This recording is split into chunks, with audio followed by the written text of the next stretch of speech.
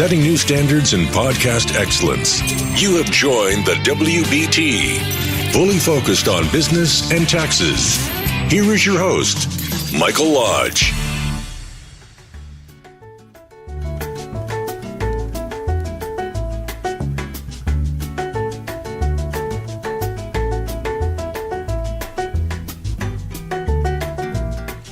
And welcome to another podcast of the WBT with Michael Lodge. I'm glad that you have joined me. So, over the last two podcasts, we have talked about starting a new business. And we specifically talked about the market research that you need to do. And we also talked about writing your business plan. The next thing that you need to think about in starting a new business is how you're going to fund that business. The strange thing is that it costs money to start a business. You have to have some startup capital. Funding your business is one of the first and most important thought processes that you have to go through. Financial choices that most business owners make is about how they're going to fund their business. How you choose to fund your business could affect how you structure and run the business that you're going to start out. So, the content process that you need to think about is you need to determine how much funding you'll need.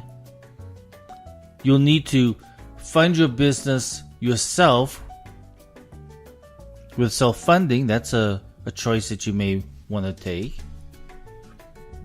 You may get venture capital out there from investors. And then the new wave out there is this crowdfunding thing to fund your business. You may be able to get a business loan depending upon your credit standards. So those are the things that you have to think about very carefully. Because if you don't know how you're going to fund your business, and if you don't know how you're going to fund all the various activities of startup, and there's going to be costs right at the very beginning, especially when you're forming your business into the entity that you need to run it in. There's going to be filing fees, and there's going to be business writing fees if you don't know how to do it yourself. There's going to be all types of different fees. Licensing fees, getting incorporated in that state, the fees that you have to pay to that state, the reporting processes that you have to do, the statement of information, it all costs money. So you need to have some starting capital at the very beginning, unless you have enough funds of your own that you can do this whole thing on your own. But you have a lot of opportunities out there. Crowdfunding, I'm really amazed that people are willing to put money in blindly into crowdfunding, but it works. It works. So first of all, you need to determine how much funding you'll need, and that's what you learned from writing your business plan. Because that business plan is going to tell everybody how much money you're going to need to start up the business. Every business has different needs. And no financial solution is one size fits all. Your personal financial situation and vision of your business will shape the financial future of your business. Once you know how much startup funding you'll need, it's time to figure out how you will get it. Now, if you have all the money in your bank account and you're ready to go, then you're a step ahead, but a lot of you don't. A lot of you need to go out and find sources of funding or funding sources.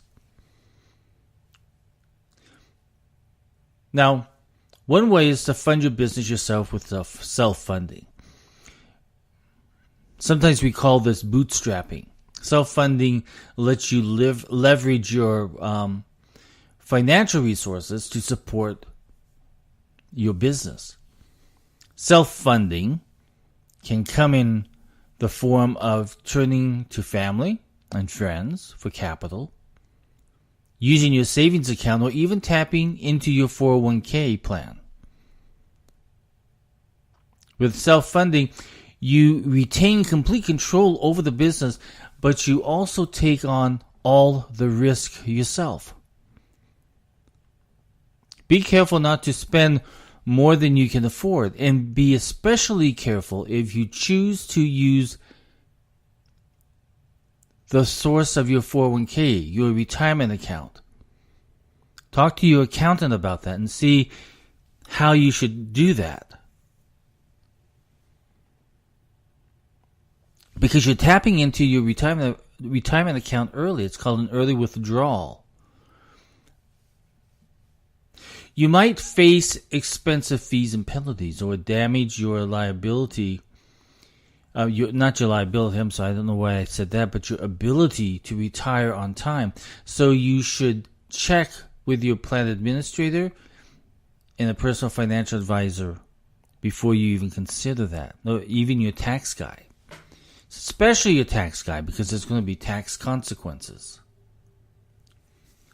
You can also look at venture capital from investors. Investors can give you funding to start your business in the form of venture capital investments. Venture capital is normally offered in exchange for an ownership share, an active role in the company. Venture capital differs from traditional financing in a number of important ways. Venture capital typically focuses high growth companies. They look at investing capital in return for equity rather than debt. It's not a loan. Venture capital will take higher risks in exchange for potential higher returns, and has a longer investment horizon than the traditional financing. Almost all venture capitalists will, at a minimum, want a seat on the board of directors. So be prepared to give something up. Give up a portion of both control and ownership of your company in exchange for funding.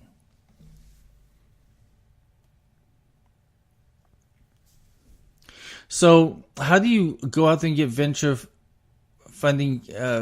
capital funding?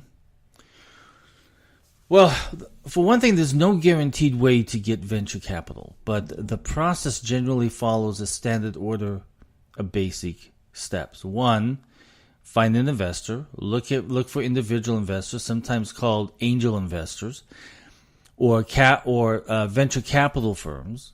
Be sure to do enough background research to know if the investor is reputable and has experience working with startup companies.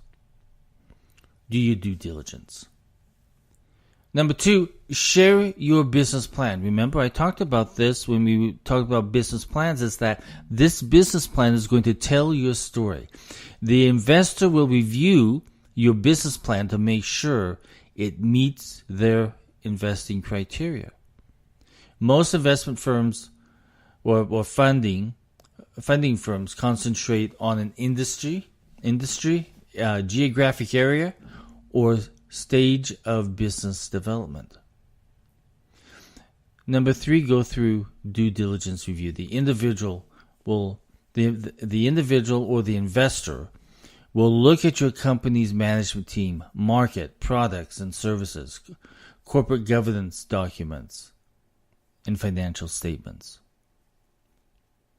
Number 4, work out the terms. If they want to invest, the next step is to agree on a term sheet that describes the terms and conditions for the fund to make the investment.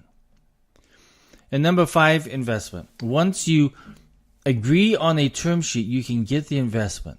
Once a venture fund has invested, it becomes actively involved in the company. Venture funds normally come in rounds. Round 1, round 2, $10,000, $20,000, and round 2, $30,000. So they come in rounds. As the company meets milestones, further rounds of financing are made available with adjustments in price as the company executes the plan. Then you have the ability, which I really think is amazing, is the use of crowdfunding to fund your business. Crowdfunding raises funds for a business from a large number of people called crowdfunders. Crowdfunders aren't technically investors because they don't receive a share of ownership in the business and don't expect a financial return for their money. Instead, crowdfunders expect to get a gift from your company as thanks for their contribution. Often that gift is the product you plan to sell, or other special perks, like meeting the business owner or getting their name in the credits. This makes crowdfunding a popular option for people who want to produce creative works, like a film documentary, or a physical product like a high-tech cooler or something that's high-tech. Crowdfunding is also popular because it's very low risk for business owners. Not only do you get to retain full control of your company, but if your plan fails, you're typically under no obligation to repay your crowdfunders. Each crowdfunding platform is different, so make sure to read the fine print and understand your full financial and legal obligations within this crowdfunding organization. Indiegogo, whatever else is out there. There's a lot out there. Then you can also get a small business loan if you want to retain complete control of your business. You don't even have to go out and get funding from investors. If you want complete control of your business, but you don't have enough funds to start, consider a small business loan. To increase your chances of securing a loan, you should have a business plan, an expense sheet, and financial projections for the next 5 years. These tools will give you an idea of how much you'll need to ask for and will help the bank to know they're making a smart choice by giving you a loan. Once you have your materials ready, contact banks and credit unions to request a loan. You'll want to compare offers to get the best possible terms for your loan. The Small Business Administration grants loans out there. So go to your bank and ask for a small business SBA loan, is what they call them. That's probably one of the toughest ones is going out there and getting a loan. So there are some ways that you can start your business, how you can fund your business, because there are so many different sources out there now that there's this ability to get funding, secured funding, investment funding, whatever you want to call it, for your small business. But you have to be creative. And that's why it's so important that you have a business plan that really tells your story and that you know your story. You know how you're going to get there financially. You know what you have to put in step to get to that next place. And you have to be confident about the numbers that you're projecting to the bankers and the investors and the crowdfunding people. You just need to know your story. I've given so many lectures on knowing your story, being able to express your story, being able to know the data behind your story, being able to know the numbers going forward on your story. It's vital. I tell you, it's so important. That's why I want each and every single one of you to really focus on doing your marketing research, writing your business plan, looking at your forward-looking numbers of your business through a financial statement, getting a good team behind you, especially your accountant and tax guy. That's very important to get them on board right at the very beginning so that they can guide you along. I do this every single day for small startups who have come to become very large startups. But you need to know how you're going to be able to fund your business and get it going.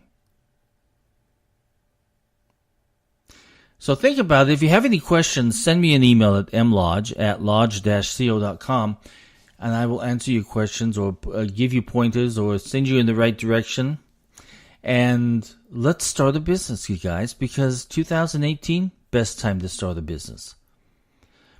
I'll talk with you soon. And all of you that are out there and ready for the weekend, enjoy the weekend. Work on your business plans. Let's start a business. This is Mike Lodge.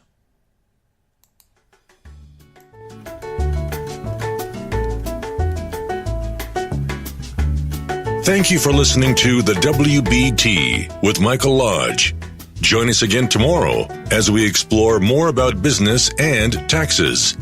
Follow us on iHeartRadio and go to our podcast website at www.wbtpod.com and listen to all of our podcasts and read our blogs. This is brought to you by Lodge & Co., a business and tax advisory firm where your success is our goal. Call us today toll-free at 888-681-1518 or visit us at www.lodge-co.com and learn more about what we can do for you. Lodge & Co., your source for sound business and tax services.